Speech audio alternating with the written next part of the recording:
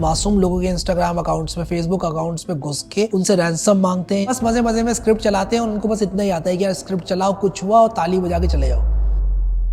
Guys, आप लोगों ने हैकिंग के बारे में सुना होगा और आजकल हर इंसान हैकिंग करना चाहता है। हैकिंग को लेकर जितना ज्यादा एक्साइटेड आजकल लोग होते हैं उतना पहले कभी नहीं होते थे। आपने मिस्टर रोबोट देखी होगी और आपने एडवर्ड स्नोडेन के बारे में भी सुना होगा। आज की इस वीडियो में हम लोग यही देखेंगे कि एक हैकर आप लोग किस तरह से बन सकते हैं। साइबर अपराध की घटनाओं में लोगों के साथ 10,319 करोड़ रुपए की धोखाधड़ी हुई है। The medical institute was under a massive ransomware attack. Cybercrime and cyber insecurity. Cyber attacks are on the rise. Cyber security become very important.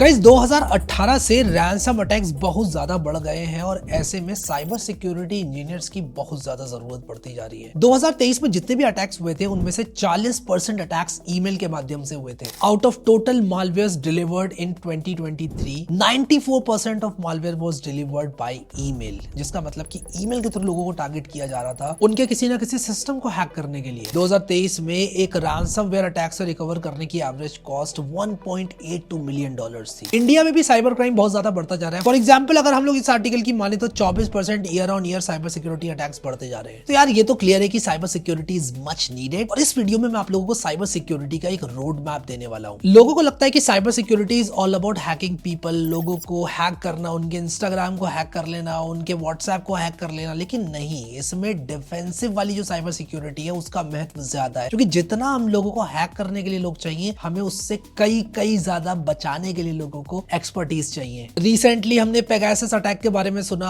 हमने आधार के डेटा लीक के बारे में सुना, हमने कोविन के डेटा लीक के बारे में सुना, जो कि एलिजिडली बहुत बड़ा डेटाबेस ब्रीच था। People who had been COVID-19 vaccinated, their personal details had all been leaked online. Cyber security is not just about hacking people. Cyber security is about saving people from these attacks. Systems को बचाना in attack से। अगर defensive cyber security की 10 jobs हैं तो सिर्फ एक job ऐसी है जो कि अटैकिंग साइबर सिक्योरिटी यानी कि हैकिंग वगैरह करने वाली साइबर सिक्योरिटी की जॉब्स है। एवरेज सैलरी की बात करूं तो 6 से 10 लाख पर एनम होती है और ये 10 से 20 लाख पर एनम हो जाती है बाउंड्रीज को मिला के, क्योंकि बहुत सारी कंपनीज बग बाउंटी प्रोग्राम्स देती हैं और बहुत अलग अलग तरह की टेक्निक्स होती हैं जिसके थ्रू आप लोग किसी भी एक कंपनी में बग को बता सकते हो उन लोगों को और उसके बाद इन रिटर्न वो आपको बाउंड्रीज देती हैं। तो क्या डिग्री आप लोगों के लिए जरूरी है अगर आप लोग साइबर सिक्योरिटी में जाना चाहते हैं? मैं कहूंगा नहीं। इसमें अंडरस्टैंडिंग आप लोगों की सबसे ज्यादा इंपॉर्टेंट है। कितना टाइम आपने खुद से स्पेंड किया ये ज्यादा इंपॉर्टेंट है। डिग्री किसी तरह की लेके आप कुछ नहीं कर सकते। एक CS डिग्री हमेशा हेल्प करती है, बट अगेन साइबर सिक्योरिटी की फील्ड में जितनी ज्यादा आपने रिसर्च करी है, जितना खुद से आपने चीजें करी हुई है, वो ज्यादा काम आती है। अब स्टार्ट कहां से करें, क्या सीखें? 5 पिलर्स होते हैं साइबर सिक्योरिटी के। एक होता है जनरल कंप्यूटिंग,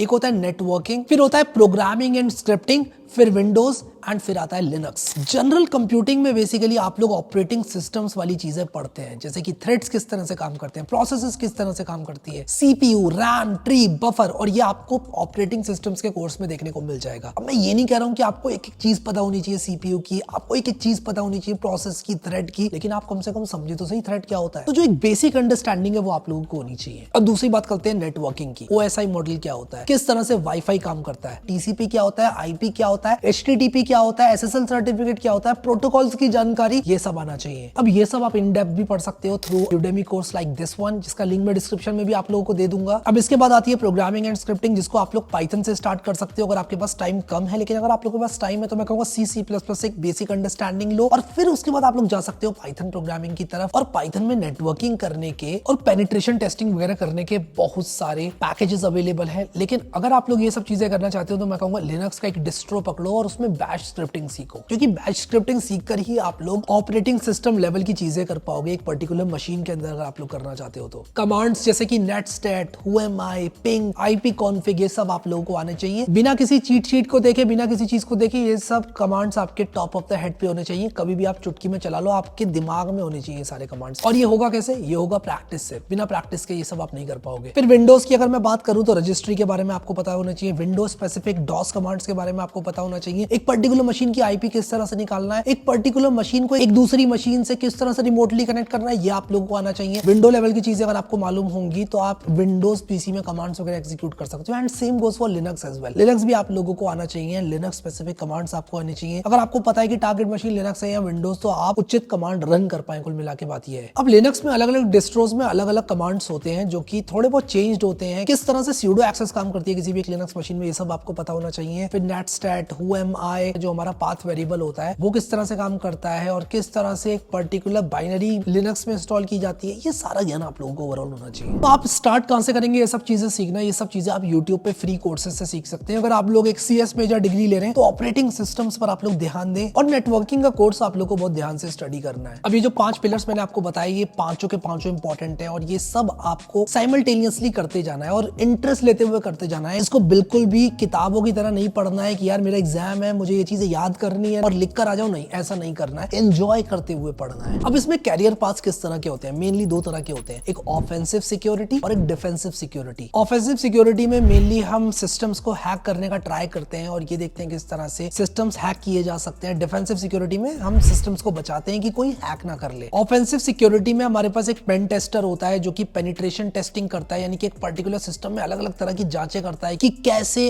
उस सिस्टम को हैक किया जा सके और बाद में उस चीज को फिक्स किया जा सके। फिर एक होता है एक्सप्लॉइट डेवलपर जो कि एक्सप्लॉइट्स फाइंड आउट करता है और एक्सप्लॉइट डेवलपर इस तरह के एक्सप्लॉइट फाइंड करता है कि यार अगर डेवलपर कोई चीज भूल गया या किसी एक पर्टिकुलर चीज को सैनिटाइज करना भूल गया तो उस चीज का फायदा उठा के किस तरह से वल्नरेबिलिटी को ढूंढा जाए किसी भी एक पर्टिकुलर सिस्टम में। नोट दैट मैंने वेबसाइट नहीं बोला, सिस्टम बोला, क्योंकि जो सिस्टम होता है वो एक पैकेज हो सकता है, वो ओवरऑल नेटवर्क में चलने वाला कोई प्रोग्राम हो सकता है या फिर इंटरनेट पर रन होने वाली कोई यूटिलिटी हो सकती है। डिफेंसिव सिक्योरिटी में आपके पास सिक्योरिटी इंजीनियर होता है, डेवलपर होता है, फोरेंसिक एनालिस्ट होता है, इंसिडेंट रिस्पॉन्डर होता है और थ्रेट हंटर होता है। एक बार आप लोगों ने 5 पिलर ऑफ साइबर सिक्योरिटी अच्छे से पढ़ लिए, आप लोगों को बहुत अच्छी तरह से ये सारे रोल्स में अपने अपने काम करना आ जाएंगे। इन सारे रोल्स में थोड़ा बहुत डिफरेंट होते हैं काम, बट कुल मिला के आपको 5 पिलर्स जो मैंने साइबर सिक्योरिटी के बताए वो आने चाहिए and then you will be good to go. Apart from these हमारे पास ब्लैक हैट हैकर्स होते हैं जो कि मासूम लोगों के इंस्टाग्राम अकाउंट्स में, फेसबुक अकाउंट्स में घुस के उनसे रैंसम मांगते हैं या किसी भी मैलिशियस इंटेंट से उनके अकाउंट को हैक करते हैं। हैकर वो भी ये 5 पिलर्स को पढ़ के बनते हैं बट इनका इंटेंट अच्छा नहीं होता है and doing such kind of activity is strongly not recommended. एक हैकर बनने के बाद आप लोग के पास एक बहुत बड़ी जिम्मेदारी आती है और वो होती है इस तरह के कामों को अवॉइड करना। With great power